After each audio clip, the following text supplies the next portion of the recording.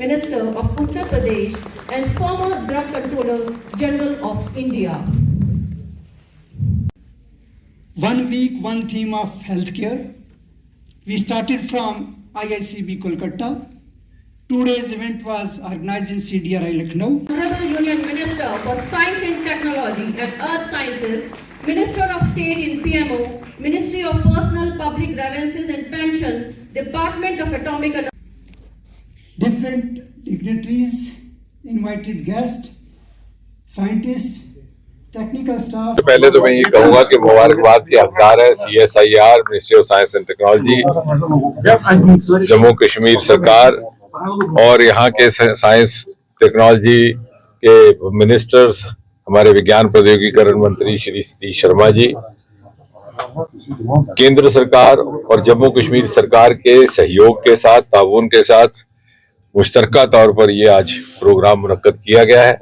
Doctor Jabir IIIM CSIR के director उसके सूत्रधार रहे और लगभग 7-8 इस तरह के हिंदुस्तान के आला तरीन अदारे हैं, साइंसी अदारे, जहां से वहां के एक्सपर्ट्स, वहां के डायरेक्टर आज इस 2 दिन के प्रोग्राम में मौजूद हैं। एक तरह का स्टार्टअप कॉन्क्लेव भी है, स्टार्टअप नुमाइश भी है, एग्जीबिशन भी है, और खास तौर जम्मू कश्मीर जहां पर के हेल्थ स्टार्टअप और एग्री स्टार्टअप्स को लेकर के बेइंतहा सरमाया है, जिसे ना आज तक कभी किसी ने तराशा ना तलाशा। वजीर आजम मोदी जी के आने के बाद पहली बार जम्मू कश्मीर को और इन कुदरती सरमायों को वो तवज्जो हासिल हुई जिसके हकदार थे और जिसके लिए उन्होंने शायद 60-70 बरस इंतजार किया था। जम्मू कश्मीर ही वो सूबा है जिसने हिंदुस्तान को पर्पल रेवोल्यूशन का तोहफा दिया, यानी बैंगनी क्रांति, जिसका जन्म गुलमर्ग और भद्रवाह से हुआ, आज वो उत्तराखंड और हिमाचल तक फैल गया। और इसका भी श्रेय वजीर आजम मोदी जी को जाता है। बार बार उन्होंने इसकी हौसला अफजाई की, मन की बात में तफसील के साथ से बात की। 26 जनवरी को दिल्ली में कर्तव्य पथ पर उसकी झांकी निकाली गई और आज ये एग्री स्टार्टअप, लेवेंडर स्टार्टअप एक नया विकल्प, एक नया ऑप्शन बन करके आया है नौजवानों के लिए, sustainable startup and lucrative livelihood. उसी तरह से हेल्थ स्टार्टअप्स को लेकर के जो हमारे अरोमा के सरमाए हैं, उनको किस तरह से आगे बढ़ा करके नौजवानों के लिए रोजगार का जरिया बनाया जा सकता है, उसका भी यहाँ पर बातचीत भी हो रही है और उसकी नुमाइश भी है। क्योंकि हमारा ये मानना है कि आने वाले वक्त में, क्योंकि मोदी जी की सदारत में हमने एक नई पॉलिसी लाई है बायोटेक्नोलॉजी को लेकर के, बायो इकोनॉमी को लेकर के, जिसका नाम है बायोटेक्नोलॉजी E3, बायो E3।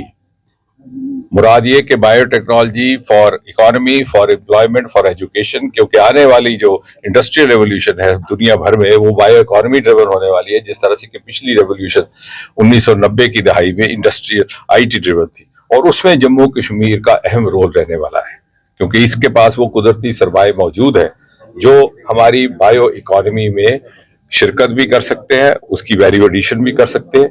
और इसलिए हम ये कह सकते हैं कि जब हम विकसित भारत की बात करते हैं, सन 2047 के भारत की, जब हिंदुस्तान अपनी आज़ादी का 100वीं सालगिरह मनाएगा, तो जो शताब्दी भारत कैसा होगा, उसकी तस्वीर कैसी होगी, उसका चेहरा कैसा होगा, वो भी बहुत हद तक मुनस्सर रहेगा जम्मू कश्मीर के सरमायों पर, जम्मू कश्मीर के स्टार्टअप्स पर। और आने वाले वक्त में हिंदुस्तान की जो ग्रोथ स्टोरी, हम फ्रजाइल 5 से हम 5वीं इकोनॉमी पे आ गए और हम आगे बढ़ते जा रहे हैं, उस ग्रोथ स्टोरी में एक अहम रोल, एक अहम पहल जम्मू कश्मीर के वाबस्तगी से होने वाली है। डॉक्टर साहब, अगर हम बात करें 370 के हवाले से, यहाँ पे एक अलग ही बहस छिड़ गई है।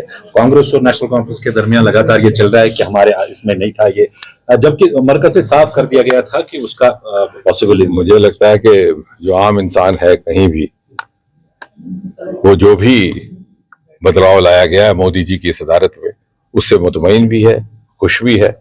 और मोदी जी की सदारत में हिंदुस्तान की जो तरक्की की का सफर है, जो विकास यात्रा है, उसका हिस्सा भी बनना चाहता है।